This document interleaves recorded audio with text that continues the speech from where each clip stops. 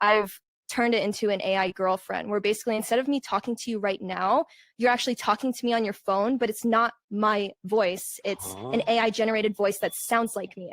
It's also used off of 2,000 hours of my YouTube channel, and I've uploaded all those videos to create the complete personality for who I am, but in an AI version. That is fucking crazy. Do you think other people are going to start to do that? Like other female? Oh yeah. Oh, I've had, once Karen AI came out, I had thousands of different influencers reaching out to me asking, hey Karen, like, can I have the same technology that you're using so I can create an AI version of me? Is that?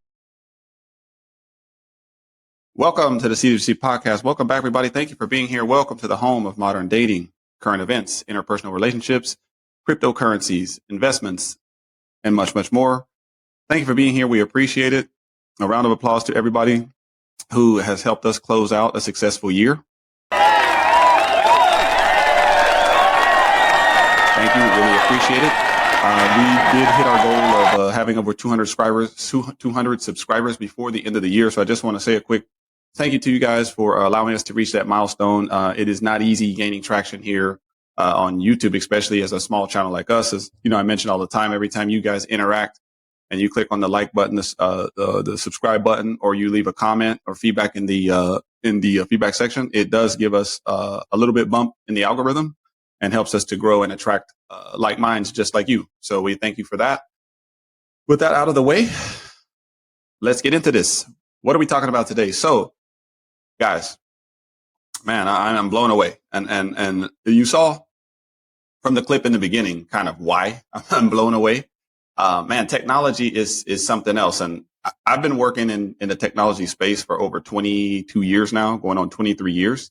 So I've been working in the IT space for, I mean, look, what, a third of 25, half my life, over half my life at this point.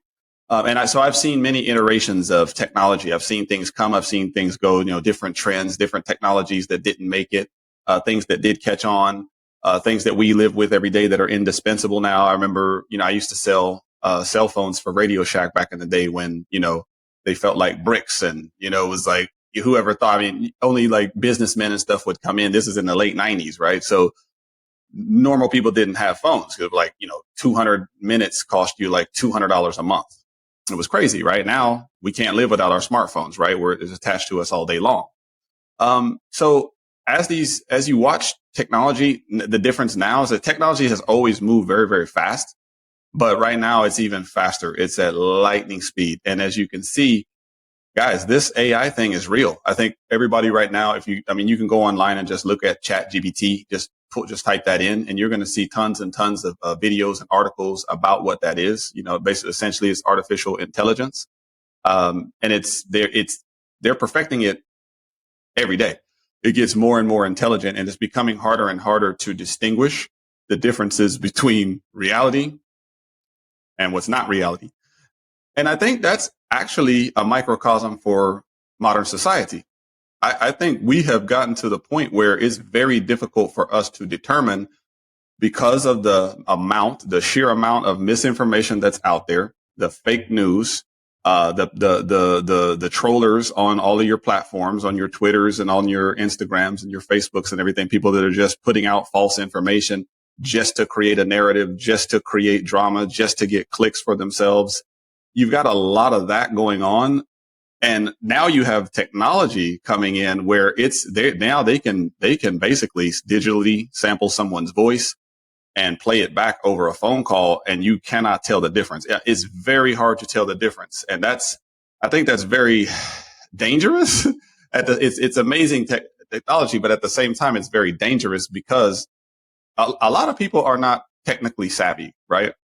I used to take for granted that I understand technology, right? So I can pick up a new phone or a new tablet, laptop, whatever, and within a few minutes, I'll be familiar with the ecosystem within that phone or that device, right? But a lot of people aren't technologically savvy. They don't deal with electronics or computers on a daily or weekly, monthly basis, whatever the case may be. So they don't understand a lot of this stuff. A lot of this stuff is very, very confusing. And my question is, the AI chatbots. So we did a show earlier in the year. You can go back and look.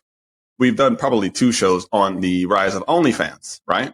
And how women were able to monetize themselves using that platform. They were able to basically take the followings that they had on Instagram or other social media platforms and import that into their OnlyFans traffic, which is what generates them money. You know, whether it's $5 a month, $10 a month, $25 a month. I've seen all different price points for young ladies on that site.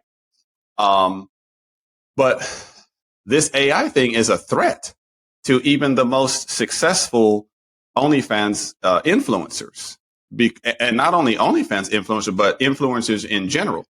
Because what's happening now is companies are realizing that it's actually cheaper to just build their own AI chatbot, which essentially is a representation of an influencer.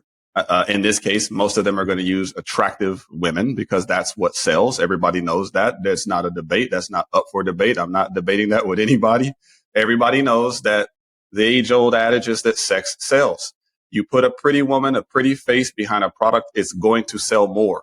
That's just how it is. That it makes perfect sense. That's how it should be, quite frankly, because men, we're visual creatures, and that's what we respond to, right? So knowing that, companies are saying, well, hey, why pay Kylie Jenner or one of these other high-priced influencers $200,000, $150,000 to send out a tweet about your product when they can simply build an AI chatbot that looks like Jenner and calls her Katie, right?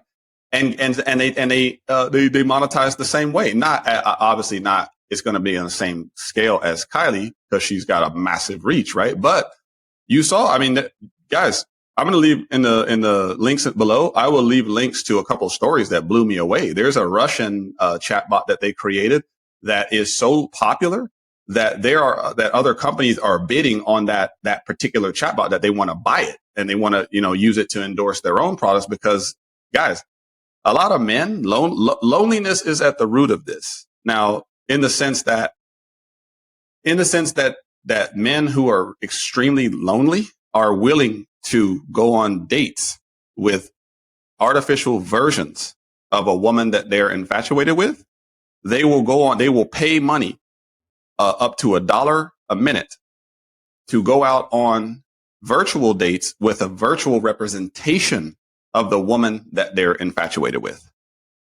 Yes, that is where we are. I know that seems wild. Trust me, I'm still kind of flabbergasted with it. As I was doing research for the show, I was coming across some of these young ladies. And don't get me wrong, guys. Listen, everybody knows I love women. I'm very attracted to beautiful women. I think women, honestly, I think the anatomy of a woman is the most beautiful thing that we've ever been given. That's just me. But some of these girls, they're good looking girls, but I'm sitting there like, guys, how much money do these guys have? Now, but think about it. If they have nothing to spend their money on, a lot of these guys are lonely. They have no families. They have very few friends. They've made a lot of money. A lot of these guys are truck drivers, hard worker, plumbers. Some of them made their money in crypto investing and things like that. They really don't have anything else to spend their money on. So they're like, hey, I just want some kind of companionship. I'll take a virtual representation of a chick at this point because these guys, they're not like me. Like, I like to get out and be social. Like, I actually like to ask women out, like in person. Like, that's just how I am. I know that's outdated and it's passe and all that stuff. But you'll be surprised if you talk to women normally, like you'll be surprised. Like, they'll react the same way they always used to. It's just that if you approach it as, oh my gosh, she's going to do this, she's going to do that. I'm going to get me too. I'm going to get this. I'm going to get that. You go in there like that, then it's going to happen because you create your own reality with your state of mind, of how you're thinking. I don't seem to have those issues talking to women, communicating with women. It's just, I've never had that problem, but I took for granted that most men were like me, that most men were comfortable in a room around women, especially attractive women. A lot of men, they're not comfortable around that woman. They will freeze up. They will be like, oh my God. They will think that she's like some kind of a angel or something and she's not a real person. And I can't you'd be surprised if you speak to that woman like a normal person, you will get really good feedback because they're used to guys not talking to them because they think that they're unapproachable. I don't do it that way. But that's neither here nor there. Everybody's different. The fact of the matter is that guys are either knowingly or unknowingly investing their money into a virtual representations of what a female is.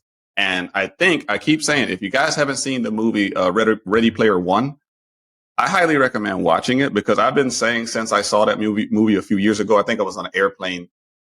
I think I was headed out to Seattle for a conference, and there was I was like, let me kill some time, and I pull up the in-flight menu, and they had that movie, and I'm an IT guy, I'm a technology guy, so I said, hey, let me check it out, and I started watching it, and I was blown away. First of all, the cinematography is phenomenal. I probably won awards for that. It was really, really good. And then I just think it's realistic in terms of where we're headed, because they're in this dystopian society in the real world, right? They're dystopian society. So the economy has collapsed. Inflation is to the moon, right? And people want to escape that reality. So they put their visors on and their hoods on. They go into the virtual environment of Ready Player One, and they have virtual friends and virtual girlfriends and spend virtual currency in virtual stores. They don't want to be in this reality. I'm not so sure we're not headed there in real time. I'm not so sure, because, and I keep saying, I believe that that's exactly what the powers that be want. They want to cut down on interpersonal communication, interpersonal relationships. They want to drive a wedge between men and women. They want to vilify the patriarchy. They want to make everything so negative between, having human to human connection, because I think at the end of the day, there's a bigger agenda to all of this. You guys use your own imaginations to come up with why they might be doing this, but I have my own hunches. Tell me what you think in the comments. Like and subscribe to the channel. Once again, thank you for getting us over 200 subscribers for the year. We really do appreciate it. We look forward to bringing you bigger and better content moving into 2024. I believe it's going to be a very tumultuous year. It's an election year, which is always tumultuous. So let's see what happens. Thank you. We're out.